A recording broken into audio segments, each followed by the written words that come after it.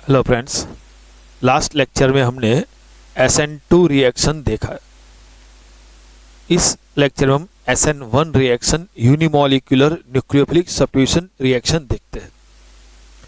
देखो, unimolecular nucleophilic substitution reaction SN1। SN2 reaction में क्या था? Rate of reaction depends upon two molecule, तो हम बोलते थे बाई मॉलिक्यूलर SN2। SN1 में क्या होगा? सिर्फ और सिर्फ एक ही मॉलिक्यूल पे डिपेंडेंट होगा, therefore it is known as unimolecular। तो देखो, when only one molecule is involved in determining the rate of reaction, only one molecule is involved in determining the rate of reaction, it is called unimolecular nucleophilic substitution reaction। इसके बारे में हम आगे जाएंगे ना, तब आपको समझ में आ जाएगा ये क्या है। अब देखो, अब पहले ये याद कर लेना कि ये रिएक्शन है ना, ये SN1 रिएक्शन है, तो it is a SN1 reaction. जिस तरह हमने SN2 रिएक्शन याद रखा था ना, क्लोरोमीथेन की OH माइनस के साथ रिएक्शन करते ना, वो SN2 रिएक्शन है। इसी तरह याद कर लेना, टर्सरी ब्यूटाइल ब्रोमाइड की OH माइनस के साथ रिएक्शन करते। जब टर्सरी ब्यूटाइल ब्रोमाइड की OH माइनस के साथ रिएक्शन करते हैं तो Br इज रिमूव्ड, हम बोलते हैं substitute by OH minus ion. तो इन प्लेस ऑफ Br आ जाएगा OH और Br is remove in form of bromide ion Br minus ion. It is a SN1 reaction. तो याद रखना कि टर्सरी ब्यूटाइल ब्रोमाइड की न्यूक्लियोफिलिक रिएजेंट OH माइनस के साथ रिएक्शन करते हैं ना, वो SN1 रिएक्शन है। SN1 reactions are generally carried out in polar protic solvent. तो आपको अभी भी बता देता हूं कि पोलर प्रोटिक सॉल्वेंट क्या है। देखो, वाटर में और H के बीच में बॉन्ड है, तो OH के बीच में बॉन्ड है जिसमें electronegativity oxygen is higher than hydrogen, therefore oxygen acquire partially negative charge, hydrogen acquire partially positive charge. तो हो गया पोलर है और प्रोटिक H+ है।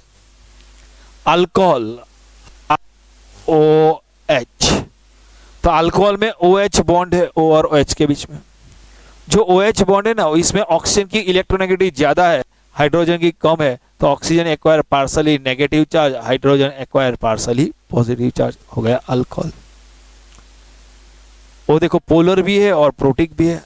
Acetic acid CH3 C double bond O OH, इसमें देखो O नेगेटिव चार्ज, OH में positive charge, तो पोलर भी है प्रोटिक भी है। तो पोलर प्रोटिक सॉल्वेंट। क्यों पोलर प्रोटिक सॉल्वेंट, वो अभी आपको बताता हूं।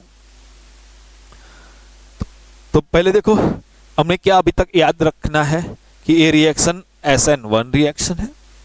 SN1 reaction is carried out in the presence of polyprotic solvent. Okay, दूसरा याद रखना है, SN1 reactions occur via two step. SN2 reaction था ना, वो SN2 रिएक्शन एक स्टेप में होता था, जब SN1 रिएक्शन 2 स्टेप में होगा। देखो, टर्सरी ब्यूटाइल ब्रोमाइड रिएक्टेंट है स्टार्ट, तो 2 स्टेप में होगा। तो देखो, tertiary butyl bromide,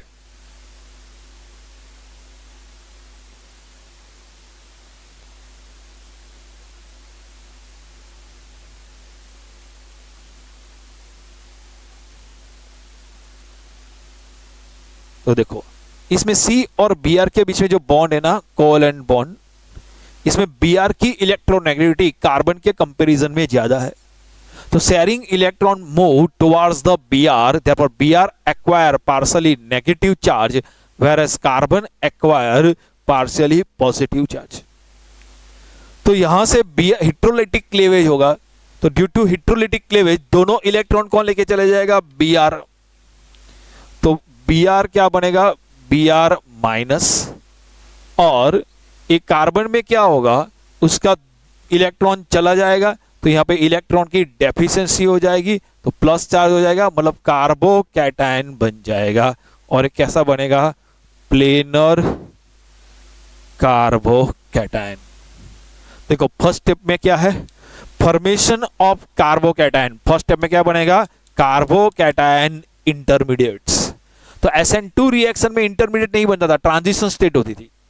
SN1 reaction में इंटरमीडिएट बनता है। तो देखो, तो पहले स्टेप में क्या होता है? ये जो कार्बन और हेलोजन के बीच में, Br के बीच में जो पोलर कोवेलेंट बॉन्ड है ना, वो ब्रेक होगा। ओके, तो एक C और Br के बीच में बॉन्ड ब्रेक करना है ना, वो बॉन्ड ब्रेक करने के लिए एनर्जी चाहिए। तो वो एनर्जी कहां से मिलेगी? तो वो एनर्जी मिलेगी पोलर प्रोटिक सॉल्वेंट में से। देखो कि ये मैंने एक बीकर में सॉल्वेंट लिया है, वाटर। ओके, यदि इसमें मैं टर्सरी ब्यूटाइल ब्रोमाइड ऐड करता हूं तो क्या होगा कि वाटर का मॉलिक्यूल है ना, उसका सॉल्वेशन होगा, उसके सराउंडिंग में वाटर के मॉलिक्यूल आ जाएगा, सॉल्वेशन होगा। तो ड्यू टू सॉल्वेशन एनर्जी सी और Br के बीच का जो बॉन्ड है ना, वो Cr और Br के बीच का बॉन्ड ब्रेक होगा। तो पहली बात समझ लो ना, तो पोलर प्रोटिक सॉल्वेंट क्यों चाहिए था, समझ में आ गया? अब पोलर पोलर के बीच में अट्रैक्शन होता है, ये पोलर बॉन्ड है, तो पोलर सॉल्वेंट भी कैसा चाहिए? पोलर। तो पोलर प्रोटिक सॉल्वेंट क्यों यूज करें, समझ में आ गया? तो याद रखना, C और हेलोजन के बीच में जो बॉन्ड ब्रेक करने के लिए जो रिक्वायर्ड एनर्जी है, वो कहां से मिला? पोलर प्रोटिक सॉल्वेंट के सॉल्वेशन में से। अब देखो आगे कि ये बॉन्ड ब्रेक करने के लिए वो एनर्जी धीरे धीरे लिबरेट होगी, क्योंकि देखो ये ब्यूटाइल ब्रोमाइड लिया, इसमें वाटर मॉलिक्यूल यहाँ पे सॉल्वेशन होता जाएगा, तो धीरे धीरे एनर्जी लिबरेट होती जाएगी, धीरे धीरे बंद, ये जो बॉन्ड है ना, वो बॉन्ड ब्रेक होता जाएगा। तो ये रिएक्शन स्लो स्टेप है और रिवर्सेबल भी है। तो फर्स्ट स्टेप में प्लेनर कार्बोकैटायन बनता है, वो स्टेप स्लो स्टेप है और रिवर्सिबल भी है। बोलो फर्स्ट स्टेप में कुछ डाउट है? अब देखो सेकंड स्टेप में क्या होगा। जो फर्स्ट स्टेप में जो कार्बोकैटायन बना,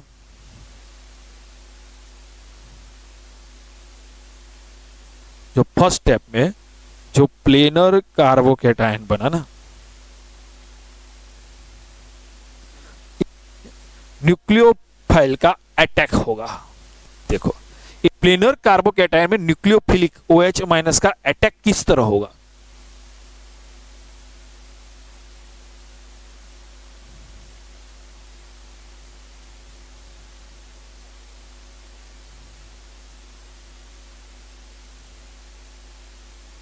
समझ लो, ये रहा।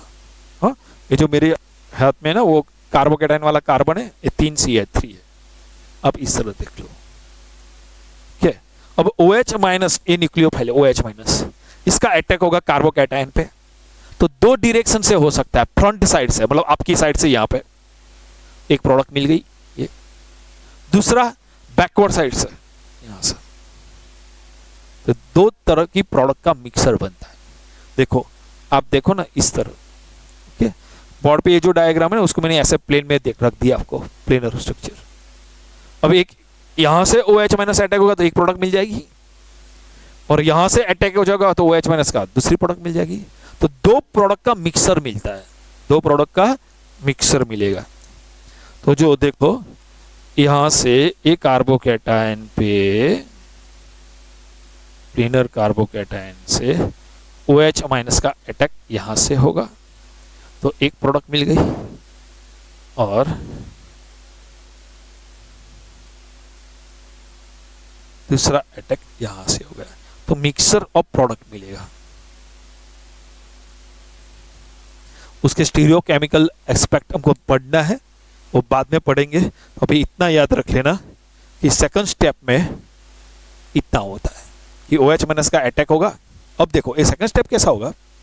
ये न्यूक्लियोफाइल है ना, वो उसके पास इलेक्ट्रॉन रिच है, नेगेटिव चार्ज है, कार्बोकैटायन पे कौन सा है? Positive charge. तो अट्रैक्शन होता है, तो ये रिएक्शन फास्ट स्टेप है। तो फर्स्ट स्टेप है ना, वो स्लो स्टेप और रिवर्सिबल है, और सेकंड स्टेप है फास्ट है। न्यूक्लियोफिलिक कार्बोकैटायन पे अटैक करता है ना, तो दो डायरेक्शन में से करता है, और we get mixture of two products. और ये दोनों प्रोडक्ट जो है ना, उसका स्पेक्ट्रल अरेंजमेंट डिफरेंट होगा। मतलब अरेंजमेंट इन स्पेस क्या होगी, डिफरेंट होती है। देखो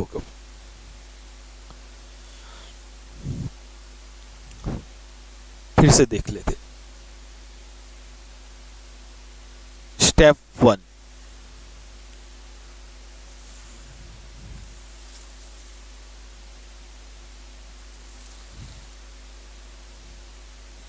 चलो स्टेप 1 में क्या होगा, जो टर्सरी ब्यूटाइल ब्रोमाइड है CH3 thrice CBr,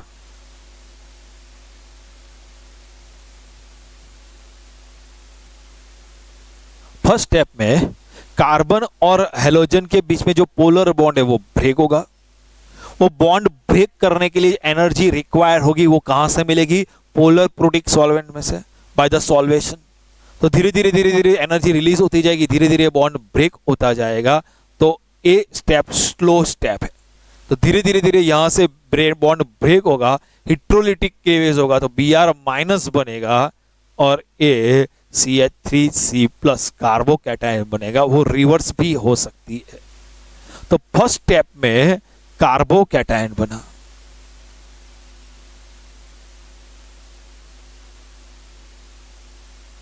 first step में क्या बना, कार्बोकैटायन। स्टेप टू में क्या हुआ, ये जो कार्बोकैटायन बना ना फर्स्ट स्टेप में, उस पे न्यूक्लियोफिलिक रिएजेंट का अटैक होगा, तो उसके साथ अटैच हो जाएगा। ये रिएक्शन कैसी होगी, फास्ट रिएक्शन होगी। तो क्या बन जाएगा, CH3COH। रिएक्शन में फर्स्ट स्टेप और सेकंड स्टेप का कॉम्बिनेशन करो, हमको रिएक्शन मिल जाएगा, टोटल रिएक्शन, कुल रिएक्शन। तो टोटल रिएक्शन क्या होगा, वो कैंसल आउट, तो क्या होगा, CH3 thrice CBr plus OH minus Qs CH3 thrice COH plus Br minus. देखो ये दोनों का समेशन करने से स्टेप 1 और स्टेप 2 का ये मिल गया। तो मैंने आपको इनिशियली देखो ये जो रिएक्शन लिखवाई थी ना वही रिएक्शन, और मैंने आपको बताया था ये रिएक्शन कौन सी रिएक्शन है, SN1 रिएक्शन है। क्या बताया था, ये रिएक्शन कौन सी है, SN1 रिएक्शन। अब मैं आपको एक्सप्लेन करूं कि रिएक्शन SN1 रिएक्शन क्यों है। तो देखो ये रिएक्शन है जो हमने पहले याद किया था, वही रिएक्शन है। ये रिएक्शन 2 स्टेप में होती है, फर्स्ट स्टेप और सेकंड स्टेप। तो हमने केमिकल काइनेटिक्स के बारे में लास्ट लेक्चर में आपको इंफॉर्मेशन दी थी कि केमिकल काइनेटिक्स में हम पढ़ेंगे कि कोई रिएक्शन एक से ज्यादा स्टेप में होगी तो जो स्लो स्टेप है ना वो रेट डिटरमिनिंग स्टेप है। तो पहले याद रखना, यदि कोई रिएक्शन एक से ज्यादा स्टेप में होती है, यदि कोई रिएक्शन एक से ज्यादा स्टेप में होगी तो जो स्लो स्टेप है वो रेट डिटरमिनिंग स्टेप है। यदि कोई रिएक्शन एक से ज्यादा स्टेप में होगी तो स्लो स्टेप है वो रेट डिटरमिनिंग स्टेप है। तो फर्स्ट स्टेप जो है वो रेट डिटरमिनिंग स्टेप है। समझ में आ गया? यदि कोई रिएक्शन एक से ज्यादा स्टेप में होगी तो स्लो स्टेप होता है ना वो रेट डिटरमिनिंग स्टेप है। अब देखो ए रिएक्शन के लिए मुझको रेट ऑफ रिएक्शन लिखना है, तो कैसे लिखा जा सकता है, याद रखना, rate of reaction is proportional to, कोई रिएक्शन है इसका रेट ऑफ रिएक्शन लिखना है, the a reaction more than 1 step में होती है तो जो स्लोएस्ट स्टेप है ये रही स्टेप, उससे लिख दो उसके रिएक्टेंट कौन है, CH3 थ्राइस CBr, उसके रिएक्टेंट से इस तरह लिखना है। फिर से एक बार देख लो, जो रिएक्शन का रेट ऑफ रिएक्शन लिखना है, ये रिएक्शन मोर देन 1 स्टेप में होती है तो जो स्लोएस्ट स्टेप में जो रिएक्टेंट है ना वो उसके कॉन्सेंट्रेशन पे डिपेंड करेगा। मतलब ए रिएक्शन है, ए रिएक्शन का रेट ऑफ रिएक्शन कितने मॉलिक्यूल पे डिपेंड करता है, सिर्फ और सिर्फ टर्सरी ब्यूटाइल ब्रोमाइड, सिर्फ और सिर्फ एक ही मॉलिक्यूल पे डिपेंड करता है, Therefore, it is known as unimolecular nucleophilic substitution reaction, SN1 reaction.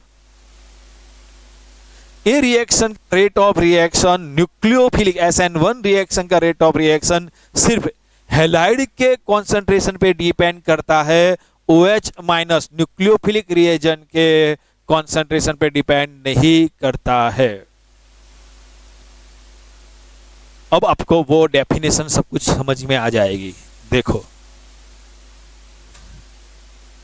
Unimolecular nucleophilic substitution reaction पहले से देखते एक बार फिर से। तो यूनिमोलिकुलर न्यूक्लियोफिलिक सब्स्टिट्यूशन रिएक्शन मैंने कब बताया था? When only one molecule is involve in determining the rate of reaction. तो हमने एक रिएक्शन देखता, ए रिएक्शन का रेट ऑफ रिएक्शन में सिर्फ एक ही मॉलिक्यूल इन्वॉल्व है, कौन सा है? Halide. Therefore it is known as unimolecular nucleophilic substitution reaction. तो मैंने आपको बताया था न्यूक्लियोफिलिक सब्स्टिट्यूशन रिएक्शन है, SN1 रिएक्शन है, याद रखना। हमने एक्सप्लेन भी कर लिया अब कैसे है, अब आपको ये समझ में आ गया होगा। SN1 reactions are generally carried out in polar protic solvents like water, alcohol and acetic। अब आपको वो भी समझ में आएगा पोलर सॉल्वेंट क्यों चाहिए। पोलर मॉलिक्यूल डिसॉल्व किस में होंगे? पोलर सॉल्वेंट में, इसलिए पोलर चाहिए। SN1 reactions are carried out in 2 step. First step में क्या होगा? In step 1 formation of carbocation take place due to the hydrolytic cleavage of CH bond. तो फर्स्ट स्टेप में कार्बन और हेलोजन के बीच का बॉन्ड ब्रेक होगा ड्यू टू हाइड्रोलिटिक क्लीवेज और कार्बोकैटायन बन गया।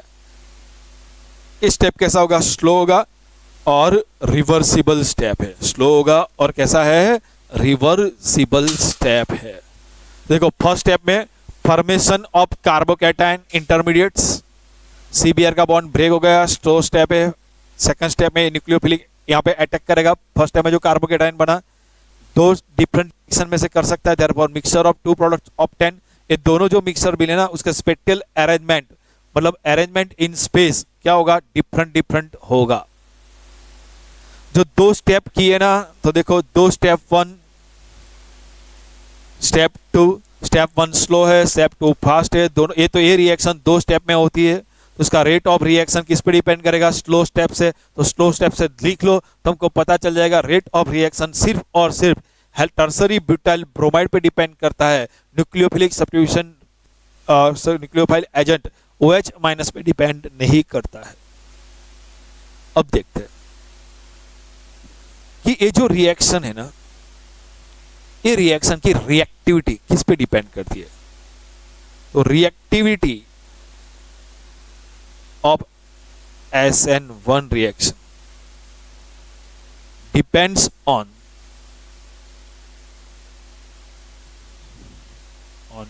stability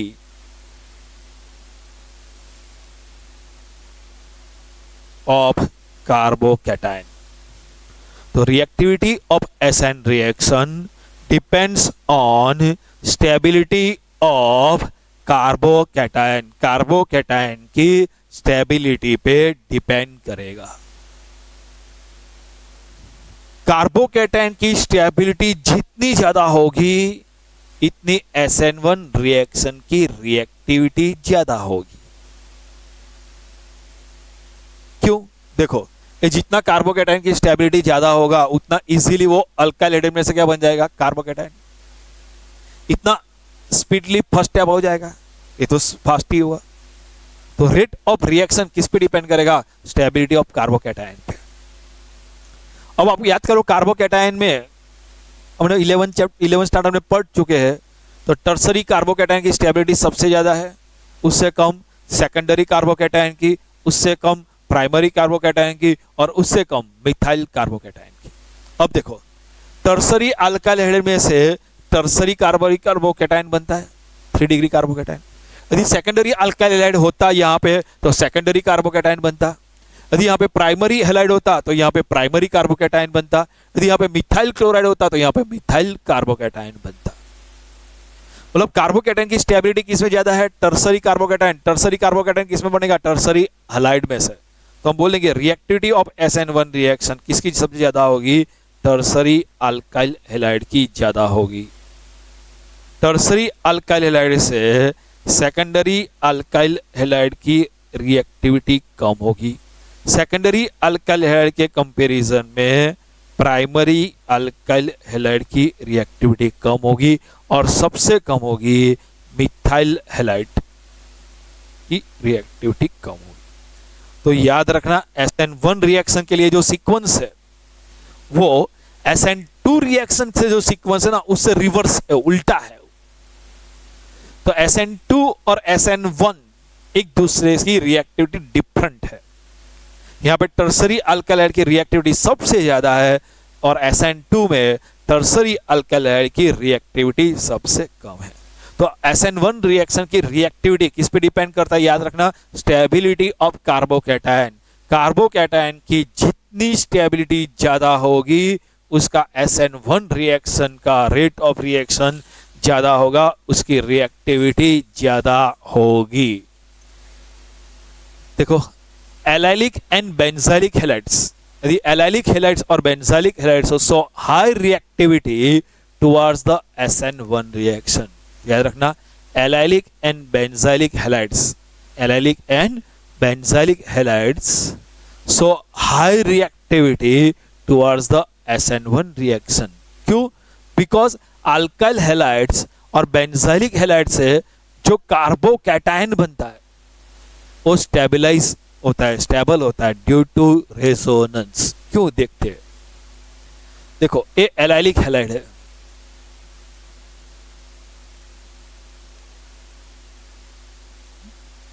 एलाइलिक हैलाइड किसको बोलते हैं? हैलोजन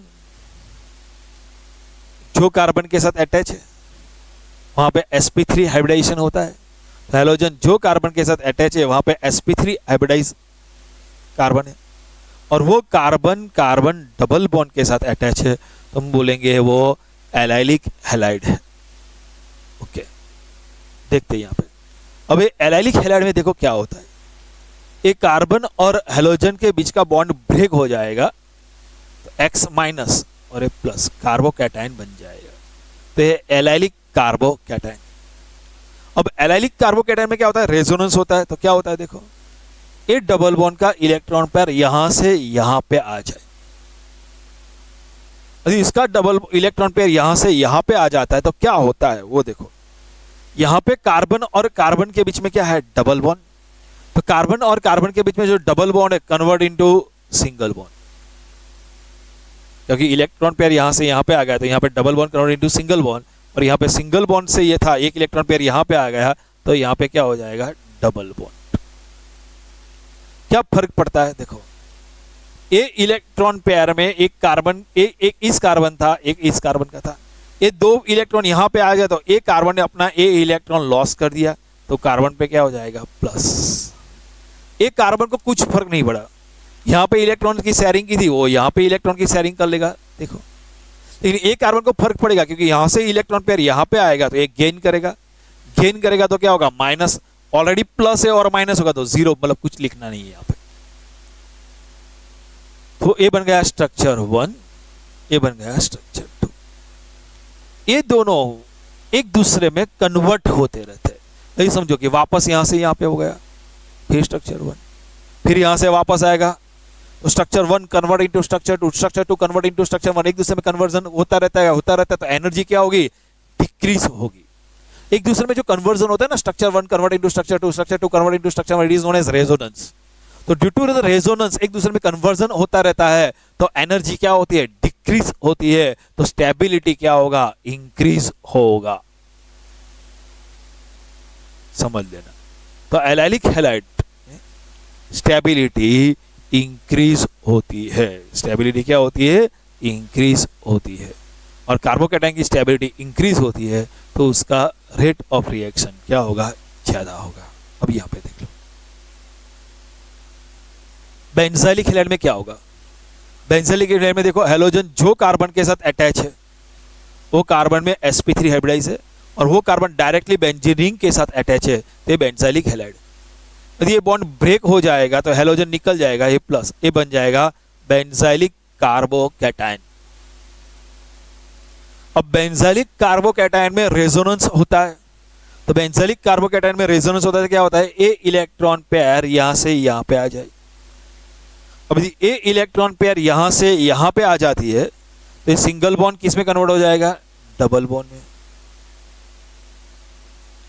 अब ए इलेक्ट्रॉन पेयर यहां से यहां पे आ जाए तो ए कार्बन का तो लॉस हो जाएगा ना, तो कार्बन पे क्या आ जाएगा, प्लस। और ए कार्बन का क्या होगा, यहां से इलेक्ट्रॉन पेयर यहां से ए कार्बन का क्या होगा, गेन होगा, तो प्लस माइनस जीरो, तो मतलब चार्ज चला जाएगा। और बाकी है ना वो डिट्टो टू डिट्टो, तो ए डबल बॉन्ड और ए डबल बॉन्ड लिख दो वहां पे सेम टू सेम। ये हो गया स्ट्रक्चर 1 और ये हो गया स्ट्रक्चर 2। अब इसमें रेजोनेंस होता है तो क्या होता है,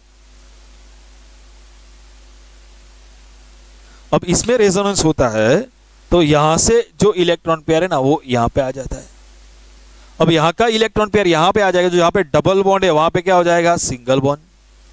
जहां पे सिंगल बॉन्ड है वहां पे क्या हो जाएगा, डबल बॉन्ड। तो देखो डबल बॉन्ड है वहां पे सिंगल बॉन्ड, सिंगल बॉन्ड है वहां पे डबल बॉन्ड। इससे दूसरा क्या हुआ, एक कार्बन का ये इलेक्ट्रॉन पेयर यहां चले जाने से एक कार्बन ने लॉस कर दिया, तो यहां पे क्या हो जाएगा, प्लस। और एक कार्बन ने क्या किया, ये इलेक्ट्रॉन पेयर यहां आने से एक कार्बन ने गेन किया, तो यहां से प्लस चला जाएगा। दूसरा सब कुछ डिट्टो तो डिट्टो लिख दो। तो दूसरा क्या होगा, ए बॉन्ड है वो सेम टू सेम रखो, और ऊपर है डबल बॉन्ड CH2 वो सेम टू सेम लिखना है। अब देखो यहां पे रेजोनेंस होगा तो क्या होगा, ए थर्ड स्ट्रक्चर। अब देखो ए इलेक्ट्रॉन पेयर यहां से यहां पे आ जाए, यदि ए इलेक्ट्रॉन पेयर यहां से यहां जाए तो यहां पे सिंगल बॉन्ड के बदले में क्या हो जाएगा, डबल बॉन्ड, और यहां पे डबल बॉन्ड है तो क्या हो जाएगा, सिंगल। एक कार्बन ने यहां से इलेक्ट्रॉन चला गया, एक कार्बन ने लॉस किया, तो एक कार्बन पे हो जाएगा प्लस, और ये इलेक्ट्रॉन पेयर यहां आने से एक कार्बन ने गेन किया, तो प्लस माइनस जीरो लिखने की जरूरत नहीं है स्ट्रक्चर 4। बाकी सब डिट्टो टू डिट्टो, बाकी क्या है, ए डबल बॉन्ड। अब देखो ए इलेक्ट्रॉन पेयर यहां से यहां आ जाए, यदि ए इलेक्ट्रॉन पेयर यहां पे आ जाए तो ये डबल बॉन्ड होगा ना, वो किस में कन्वर्ट हो जाएगा, सिंगल बॉन्ड में, और ये सिंगल बॉन्ड डबल बॉन्ड। अब एक इलेक्ट्रॉन पेयर यहां से यहां चला जाए, कार्बन ने लॉस किया, तो इस पे ऊपर क्या हो जाएगा, प्लस, और ये इलेक्ट्रॉन पेयर यहां से यहां पे आ जाएगा, डबल बॉन्ड हो गया, तो एक कार्बन ने क्या किया, गेन, तो चला जाएगा। बाकी सब डिट्टो टू डिट्टो हो गया स्ट्रक्चर 5। और स्ट्रक्चर 5 वापस कन्वर्ट होता है स्ट्रक्चर 1 में। तो एक दूसरे ये 1 2 3 4 5 1 1 2 3 4 5 1 1 2 3 4 5 1 एक दूसरे में कन्वर्ट होते रहते हैं, रेजोनेंस होता रहता है, रेजोनेंस होता रहता है, एनर्जी डिक्रीज होती रहती है, स्टेबिलिटी इंक्रीज होती है। तो बेंजलिक कार्बोकैटायन की स्टेबिलिटी ज्यादा है, इसीलिए वो प्रिफर करेगा SN1 रिएक्शन। ओके, दूसरा एक पॉइंट देखो, SN1 और SN2 दोनों रिएक्शन के लिए सेम ही है। यदि अल्काइल हैलाइड है RX, SN1 और SN2 दोनों रिएक्शन में R और X का बीच का बॉन्ड ब्रेक होता है। हेलो अल्केन और हेलो SN1 और SN2 में दोनों में ए बॉन्ड ब्रेक होता है। ये बॉन्ड इजीली कब ब्रेक होगा, जब बॉन्ड लेंथ ज्यादा होगी। तो बॉन्ड ब्रेक करने के लिए एनर्जी कम देनी पड़ेगी, बॉन्ड एंथैल्पी कम। तो कब सबसे इसकी बॉन्ड लेंथ ज्यादा है, RI, तो इसकी रिएक्टिविटी SN1 और SN2 दोनों में ज्यादा होगी, उससे कम RBr में, उससे कम RCl में, उससे कम RBm। तो ये SN2 लास्ट लेक्चर में करवाया था, SN1 इस लेक्चर में करवाया, दोनों अच्छी तरह कर लो। नेक्स्ट लेक्चर में हम ये दोनों के बेस पे सम क्वेश्चंस देखेंगे और उसके स्टीरियोकेमिकल एस्पेक्ट्स इन SN1 और SN2 रिएक्शन देखेंगे। ओके, आज इतना रखते हैं।